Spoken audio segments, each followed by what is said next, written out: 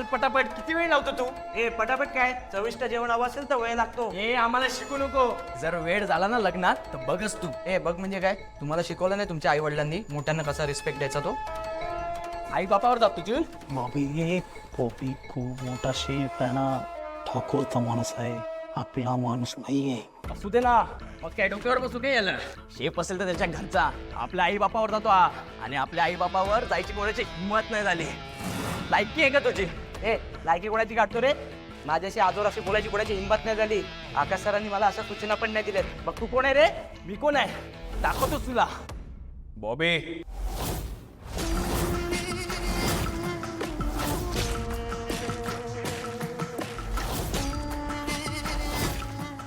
सोड त्याला, सोड त्याला.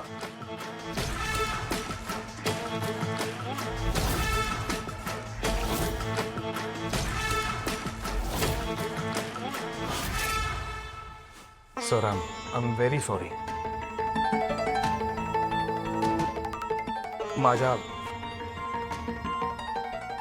माझ्या माणसांकडून मी तुमची माफी मागतो. I am sorry.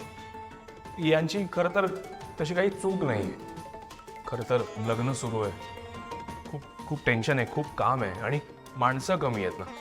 आपणच सगळं काम मिळून वाटून करतोय, त्यामुळे जरा टेन्शनमध्ये येऊन अग्रेसिव्ह झाला, बाकी काही नाही. हां थोडा शॉर्ट टेम्पर्ड आहे, पण त्यासाठी मी तुमची माफी मागतो हात जोडून सर, प्लीज. नाही, मी आकाश सरांना कंप्लेंट करणारच आहे की यांनी असले गुंड कधीपासून हायर केलेत. नाही नाही नाही नाही सर, ऐका माझं. तुम्ही यातलं आकाश सरांना काही सांगू नका प्लीज. काय आहे, ते ऑलरेडी लग्नाच्या गडबडीत आहेत. हे सगळं ऐकून त्यांना अजून मनस्ताप होईल, टेन्शन येईल, म्हणून सांगतो. आणि मी तुम्हाला प्रॉमिस करतो की हा माणूस यापुढे या परिसरात 1 मिनिटं सुद्धा दिसणार नाही तुम्हाला. I promise. Please sir, please. ठीक आहे ठीक आहे.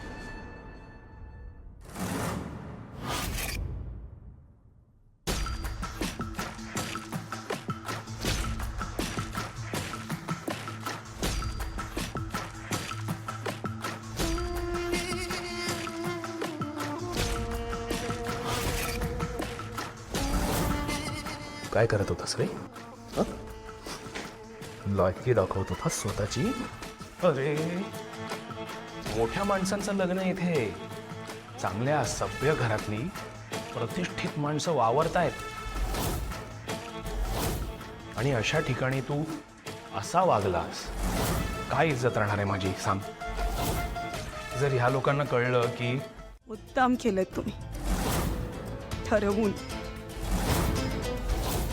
इतके दिवस लग्न ठरल्यापासून आजपर्यंत एवढी मोठी गोष्ट लपवलीत तुम्ही माझ्यापासून. वसू, हे काय बोलतेस तू? हेच की तुम्ही माझ्या सासरकडच्यांशी, आकाशरावांशी खोटं बोललात. तुमचा एकुलता एक मुलगा, माझा पहिला नवरा शार्दूल मेलाय असं तुम्ही ठाकूरांना सांगितलं.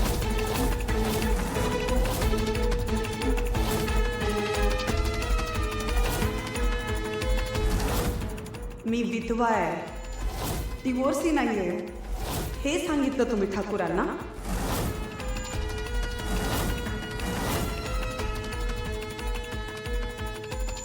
आई, मी तुला पुन्हा पुन्हा विचारत राहिले की काही खोटं बोलली नाहीयेस ना, पण तू फक्त पांघरून घालत राहिलीस. मी तुम्हा दोघांनाही सांगितलं होतं मला खोट्याच्या बळावर लग्नच करायचं नाही. आई, तुम्हाला सतत सांगत राहिलीस की आकाश रावांसमोर शार्दूलचं नाव घेऊ नकोस. का? तर आपल्या पहिल्या नवऱ्याबद्दल सतत बोलायला त्यांना अजिबात आवडणार नाही. पण हे खरं होतं का? नाही.